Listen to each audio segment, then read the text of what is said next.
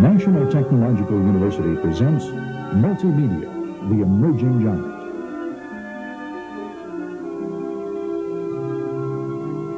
This special NTU series will bring you up to speed on the latest developments in multimedia. We'll address issues involving standards and market potential.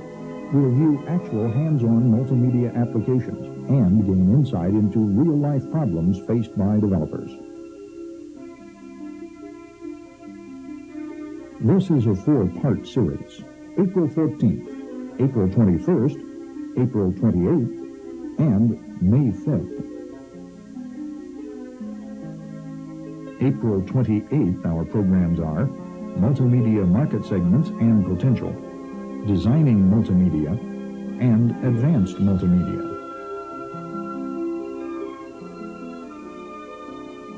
Designing Multimedia is presented by David Boulton, founder of Learning Insights Incorporated and Diacom Incorporated.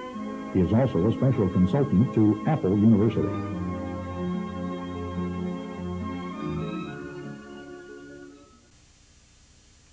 Hello, my name is Ian Brody, and it's been a pleasure for the last 6 months for me to have worked with NTU on the designing of this series on multimedia. The reason that I'm here today, however, is not in that capacity. It's rather in the capacity of colleague and friend of David Boulton, who is going to be the lead mouth, as it were, on this aspect of the program. Who is David? I met David a few years ago and recognized that there was an ethic driving this man which was different from all the other technological approaches that I had ever encountered. And that was the ethic of care. David Boulton is a person who comes to technology because he has deep felt beliefs and cares about how human beings manifest themselves on this planet. Some of the information that you're going to see has been copyrighted and patented by Learning Insights and by Diacom Technologies. Both companies would be happy to follow it up with you later on after the program and in years to come. I ask you just to be sensitive to that. As far as questions are concerned, obviously we love to have this interactive.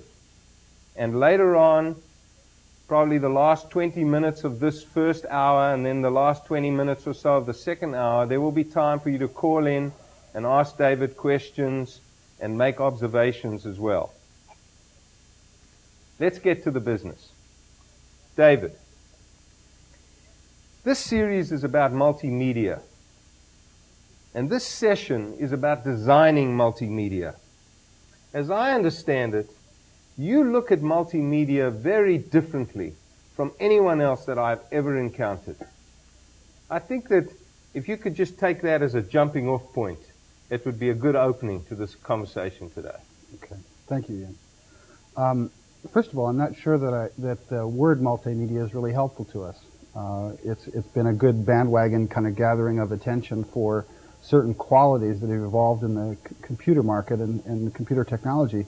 But I prefer to use the word semnasium, a kind of environment for exercising our capacities for experiencing and participating in meaning.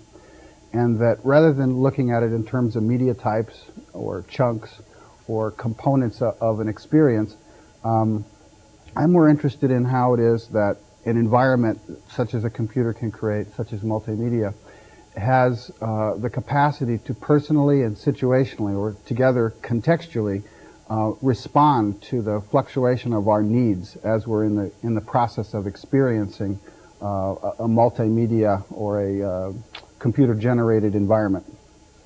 So if you will, I'm more concerned with the architecture, the rooms, the hallways, the doors, the windows, than I am with the carpet and the paint and the decorations in the house. And I'd like to take a moment, perhaps, and go into a thought experiment that I've developed that helps get at this, which I call the insidious curriculum. If you were to look at the experiences we all go through in the education system as an example, from kindergarten through the 12th grade, as if the whole system was a tube that we entered and we moved through. I would like to say that all of the intentional experiences, the particular pedagogical and curriculum issues that are distributed throughout that 12-year span, are the windows and doors in this corridor or tube. And that what I think the most important learning is throughout this process is the learning that occurs from the background quality of the tube itself, not the windows and doors. As an example, children put into this kind of an environment are placed in, for example, in a classroom where hundreds, if not thousands of times over the course of a year, the flow of information and meaning in that classroom is causing them to have what I call meaning needs, to need more as they listen to what the teacher is saying, as they look at a particular object, as they talk to their students, the other students and their friends. And that as they have these need more impulses, these meaning needs, the classroom is not designed to respond to them. Neither is a book. And reading a book, for example, which is something I'm going to talk about later as this whole thing progresses, we're constantly, or a developing child is constantly encountering a word or a term or a phrase or a particular approach to vocabulary or images, or the whole experience is designed in a way or occurs in a way in which it doesn't allow the needs that occur in them in response to their experience to get voiced, to come forth, to get out. And that it's this insidious curriculum in the classroom, in the way that businesses and organizations functions, in the way that textbooks function, that to me have the effect of teaching us in really deep, deep ways that our own learning needs, our own meaning needs are irrelevant to our learning, are irrelevant to our ability to perform and function in the world. And the work that I've done and some of the stuff that I want to share today really indicates just the opposite, that if you go into educational research, organizational science, individual well-being, health, all these different threads come back to tell us that the most generally relevant and powerful thing that we can bring to whatever it is we're doing, learning, performing, and so forth, is our own meaning needs, our own, how it is we respond to our own internal needs is the ground of how it is we are in the world. So kind of cycling back, I think that multimedia, the wonderful opportunity of multimedia is that it can create an environment that's sufficiently responsive to the fluctuations of our meaning needs, so to speak, and again we'll kind of unpack this, that an entirely different kind of internal meaning process can evolve, which will show to be relevant to both the way that organizations function and to the health and well-being of what we'll want to talk about as learners.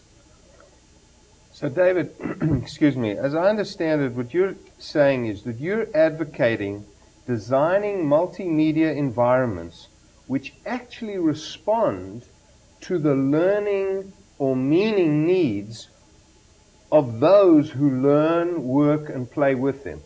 Is that accurate? Yeah, I think that one way to get at that is that we could say that how well people can play or learn or perform at wherever it is they are is directly related to how well their environment is capable of responding to their play, learning, and performance needs. To the extent that the environment is able to do that, it's because the environment's been designed with a sensitivity, with an intention to have that responsivity. And that what I want us to talk about is that the promise of multimedia is that it could do that. That we can, if we drop the issue of whether or not we're using a particular image or a particular video or sound, we forget about the sensory issues for just a second and get into how is it that we support somebody's capacities for learning. How is it we extend an environment in which somebody can begin the process of tuning themselves. That's what I really want to get to.